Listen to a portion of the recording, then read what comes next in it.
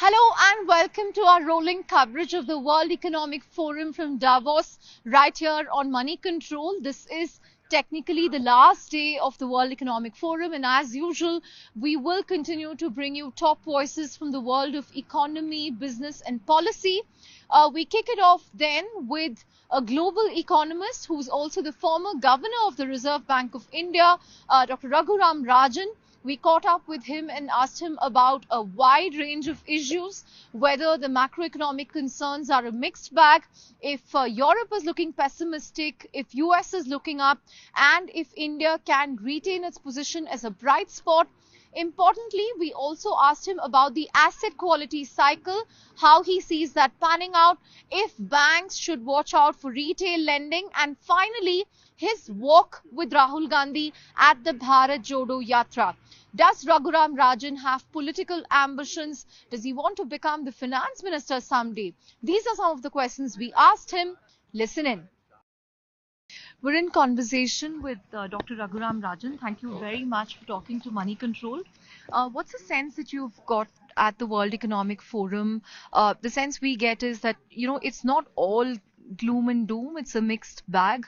While the Europeans seem very pessimistic, the Americans are hopeful that things will get better, and India's on the optimistic side. How do you gauge the mood here, sir? Well, that's a fair assessment. I think the news on Europe has been better than expected in the last few months, especially with growth coming in stronger, but also the energy situation not as bad as earlier thought, especially because temperatures, not today in Switzerland, but temperatures have been somewhat warmer than expected. They've had a fairly warm winter. So I think the big issues. I'm not sure why the U.S. is so optimistic, because I think the Fed still has a job to do, and there will be some slowing going on in the U.S. over the remaining part of the year. I mean, India has always been optimistic. That's a good thing. I mean, it's good to be optimistic. But the IMF is also optimistic about India, right? I mean, they outlined it as a bright spot compared to the other countries in the world. India is still growing at 6.9%. Well, I think this year you have to be careful about the numbers, and the IMF has been also on the optimistic side the last few years. I think the numbers, reason to be careful about the 7% growth number or 6.9, whatever it is that there was embedded in it a rebound from a fairly, bad quarter towards the end of last year. And so when you take that rebound into account, you get 7%. But if you look at the incremental growth over the last couple of quarters, it's more like the 5% level. So what is important is we try and break from this. It is going to be somewhat hard because the rest of the world is slowing. So, I hope for the best, but let's be careful that the 7% tag should not fool us. What's your take on India's inflation trajectory? The RBI has undertaken a series of rate hikes, and it expects the effect of that to kick in the first quarter of this year. Do you think interest rates have peaked, and how do you see the inflation trajectory going ahead? Well, I don't want to comment on interest rates because I've resisted commenting on RBI policy 6 years since I left, but I still won't comment. I think the issue in the inflation side is really a lot of the recent disinflation has been because food prices have come down, and that's typically what happens in winter. The area of concern, which I think the RBI also has, is really when you look at core inflation, it still is quite strong. Now, breaking away from India, I mean, the big issue across the world is that commodity prices have been coming down in the wake of the Chinese slowdown. The question is what happens as China picks up again. And so commodities like, for example, oil, for example, like natural gas, as the Chinese start buying more liquid natural gas, the Europeans will start having a problem because they also are very much in the liquid natural gas market because they're not getting pipeline flows from Russia. So I think these are examples of places where we have to be watchful. We already have a large current account deficit. And if in fact commodity prices start going up, we have a problem of the external deficit, but also the problem of higher inflation. So we have to be watchful. Your walk with Rahul Gandhi at the Bharat Jodo Yatra, set off speculation that perhaps you have political ambitions. There are so many chains of speculation built into that. No, look, my walk was primarily as a citizen concerned about some of the directions we were taking on the social side. I believe strongly in Indian democracy. I believe strongly in communal harmony. I believe strongly that our institutions need to be protected. And so it was a walk to say those are elements of Bharat Jodo that I fully agree with. Bharat Jodo is integrating India together. We all need to stay together. So absolutely, I think I've said again and again, I am perfectly happy with the job that I'm doing. I'm not looking for a new job. And so in that sense, all the speculation to me is idle. On that note, thank you very much, Dr. Rajan, for talking to Money Control. Thank you. From Raghuram Rajan to a top government official, we caught up with DIPP Secretary Anurag Jain, who's really played a starring role here in pitching the India story at Davos. We asked him about more reforms needed with respect to the ease of doing business, with respect to land acquisition. We also asked him about his passion project ONDC and how that can really revolutionize e-commerce in India. Listen in. We're in conversation with the DIPP Secretary, Mr. Anurag Jain. He's really been playing a pivotal role as far as selling the India story in Davos is concerned. He's been part of many meetings with industry leaders. Thank you very much, sir, for talking to Money Control. There is no doubt that India is in full strength this time. We've literally taken over the promenade here in Davos. But what kind of, sentiment are you sensing here? Because globally, things don't look too bright if you go by what WEF is saying, what the IMF is saying. So are you seeing investor interest, or are they now a little cautious? Or again, is it different based on sectors and industries? If you recall, World Bank, IMFs, and as you said, generally there is a cloud over the economy, that's what people say. But everyone is saying that India is the brightest spot or ray of hope. That's right. IMF So that is exactly the same thing. Same sentiments are getting repeated. But the way things are, many of the people are saying that economy world over will bounce back very quickly. The 2023 could be year of two halves. The first half being gloomy, second half the economies of even Europe and US bouncing back. But whatever it is, there is a huge positive environment, sentiment for India. People are looking up to, people are excited about kind of opportunities. And the story which we are telling people, which people, many of them know, many of them who don't know, they want to know more about it, is we talk about our long-term growth strategy, the Vision 2047, which has been created under the visionary leadership of our Honorable Prime Minister. We are talking about how there's a huge trust factor in India. India, because of her independent policies, has been able to navigate through. So India is actually able to do business with Russia and the Western world. Probably the only large company which is doing that. India has actually brought the sustainability into the main development agenda.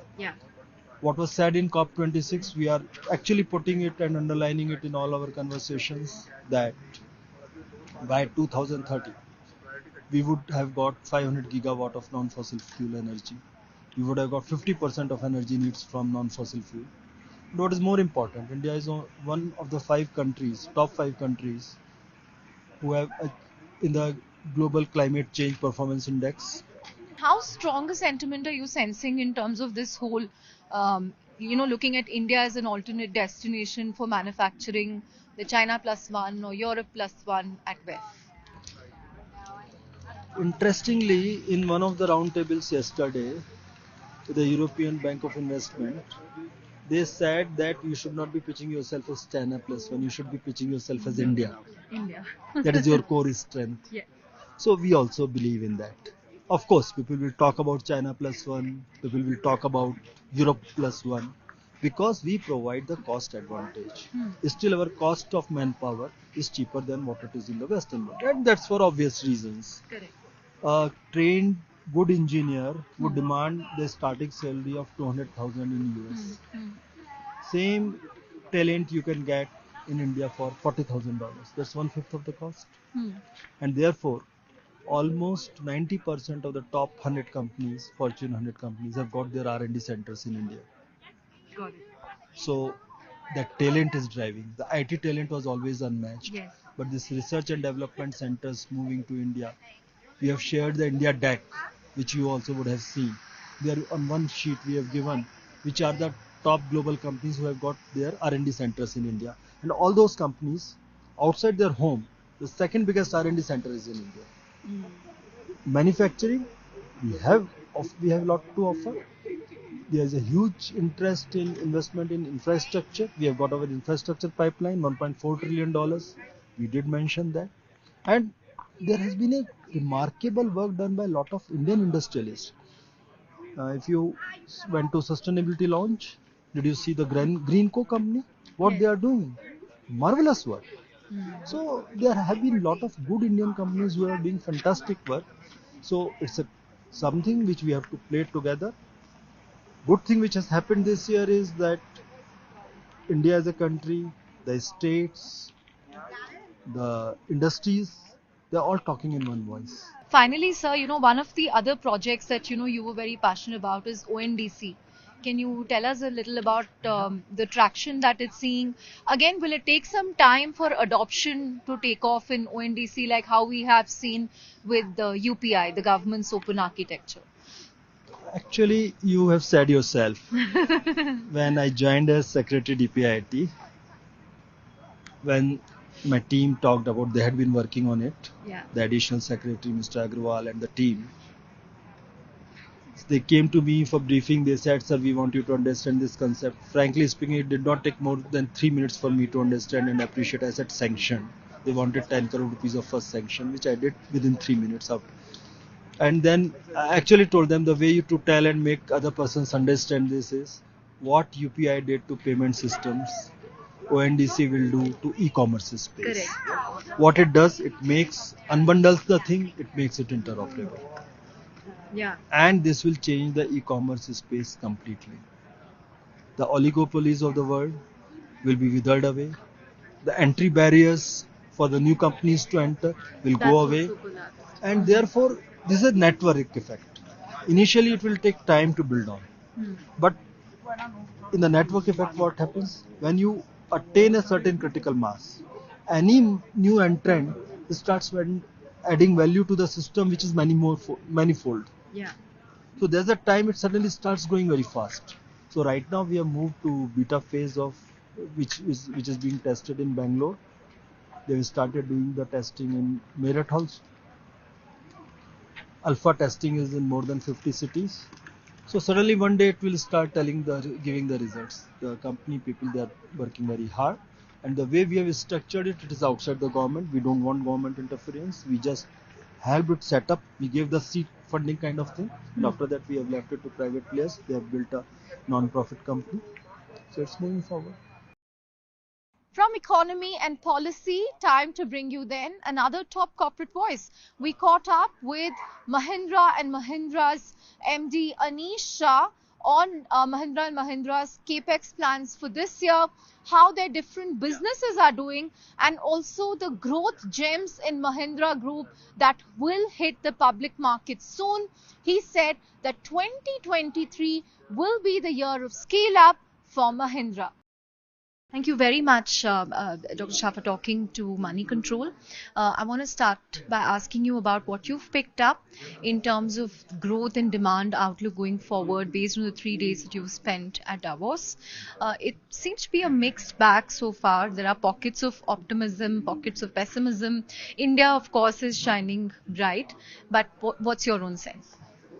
I'd say that there is a lot of fragmentation in the world today, which is really the theme of Davos right now. Cooperation. So, in various meetings with CEOs as well as in group sessions, the key themes that are emerging are one, that the world's in a precarious position right now. Recession is something that is expected, and the question is how bad is it going to be? So there is a note of cautiousness, a note of pessimism on that front as well. India does stand out brightly. And a lot of folks are asking as to why is that the case? Why is India standing out rightly? And I think we've got some good answers to that.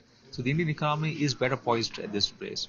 And India also will stand to gain from the China plus one or Europe plus one in terms of being the destination for the future. And that's where the optimism for India comes in. What are your aspirations to sort of scale up your global presence? What markets will you look at and in what segments? The way we look at it, we've succeeded in India with the vehicles we have against all the global majors. And if you look at the numbers that we've achieved in terms of bookings in the last three that we've had, 50,000 in 3 days for the Thar, 50,000 in 3 days and 3 hours for the XV700, 1 lakh in 30 minutes for the Scorpio N. We've seen amazing response from consumers. If we can do that in India with all the global majors, why can we not do that in markets around the world? So we will have a strong global strategy. At this stage, we are focused on meeting the demand in India. We are doubling our capacity.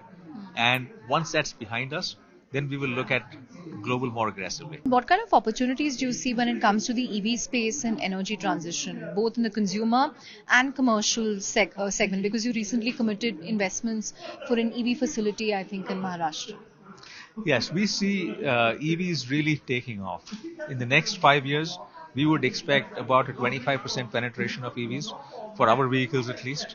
And then beyond that, the inflection will depend on charging time, which will then drive infrastructure. Now, one of the fixtures right here on the promenade at Davos is a Tata kiosk that we spotted. Now, this kiosk has been serving an average of 1,500 cups of coffee, tea to passers-by every day. We caught up with some of the people serving coffee, tea at that kiosk to bring you this taste of India.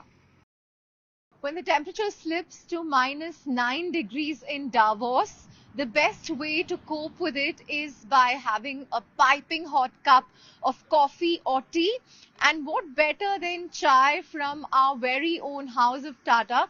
This is the Tata kiosk here on the promenade at Davos, and it's been getting a lot of attention because all through the day, the people here serve piping hot cups of tea and coffee free of cost to anyone who's passing by to really warm them up amidst the biting cold. Thank you very much. Can I have... Oh, thank you very much. And this is like a taste of India in Switzerland. So tell me about this kiosk. How many people walk by every day? How many cups of coffee and tea have you served? Around 1,500 per day. We can count it quite exact because we have cups calculated for each day. So sometimes it's busier, sometimes less. Sometimes it's a run, there's a queue down the street. So yeah. Wow, that's 1,500 cups of Tata coffee and tea being given free of cost every day right here at the World Economic Forum. And tell us what people usually like. I see a lot of people asking for masala chai. Yes, that's definitely the best seller. We don't sell, but it's the best. Yeah, and we usually recommend it as well. The masala is definitely the best. Yeah. Right. And tell us what time you guys open this, until what time are you there in the evening? Because I see you're up very early every day. From 8 to 5. 8 to 5. Yeah. So there you have it, a taste of India right here at Davos, Switzerland. If you happen to be at the World Economic Forum and you happen to walk by the promenade, this is an experience you should check out.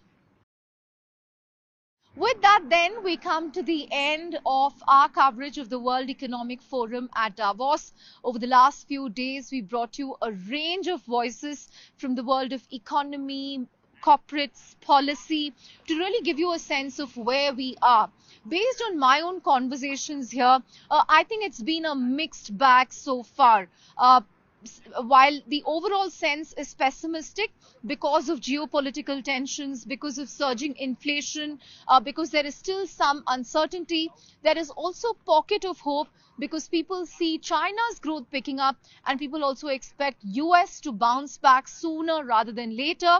Importantly, People are very gung-ho about the India story, because remember, India is still growing at 6.9% at a time when the IMF expects a third of the world to slip into recession. We'll have to wait and see how some of these predictions, prognosis of top voices pan out over the next year. But on that note, thank you very much for joining us on all our coverage of the World Economic Forum right here on Money Control.